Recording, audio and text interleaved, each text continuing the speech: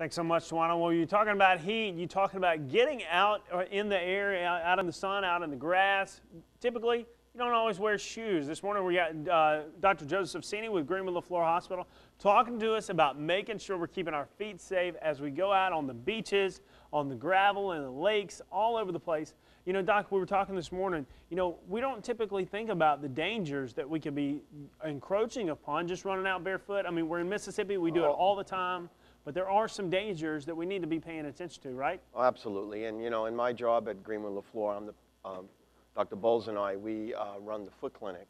And every year at this time, we have a spike in foot injuries, foot problems, because people, their guard is down, they're out on vacation, they want to have a bunch of fun, and they don't really think about their feet. They think about getting to the place, where we're going to stay, what are we going to eat, you know, cost, travel arrangements.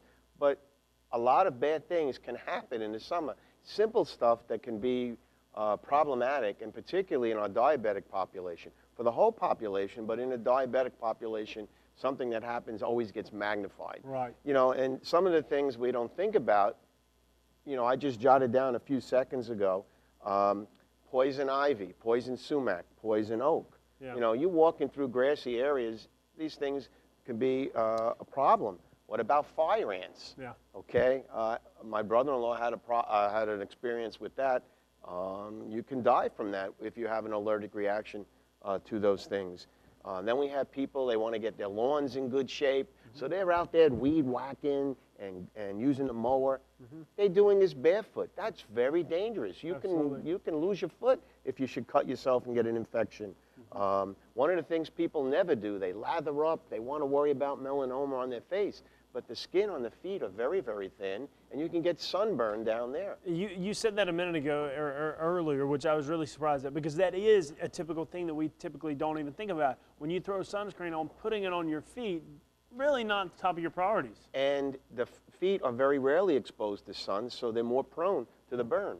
And, you know, I had a case in the hospital about 2 or 3 weeks ago. There was a lesion on someone's foot, on the bottom of the foot, and it didn't look right to me, so I biopsied it, and it turned out to be malignant melanoma stage 4, which is extremely rare. So you need to protect your feet. If you have any lesions that, nevus or beauty marks that don't look right or grown, you need to get them biopsied. What about viruses like warts? You can pick that up.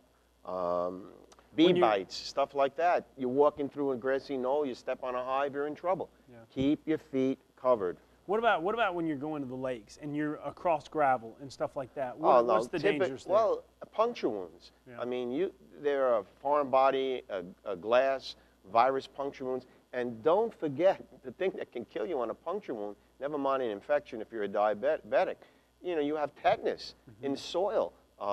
Tetanus, you get the lockjaw, spasm of the muscles. 10% of the people with that die from that. Yeah.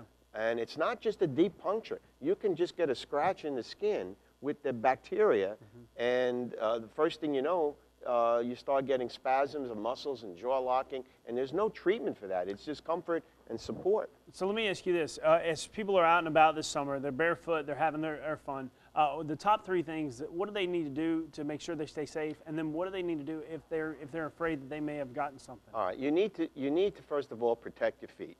Okay, be it with sunblock, be it with shoes, be it with sneakers. If you start to be active in sports, stretch before you participate. I mean, weekend warriors have this during the week, but summer you start doing volleyball, your muscles have not been stretched out, and then cool down after an activity. Don't overdo it. Gradually build yourself up for that. And if you do happen to get a sprain or a strain or fall, think of the pneumatic RICE, R-I-C-E. First thing you do, rest, ice, compression, and elevate.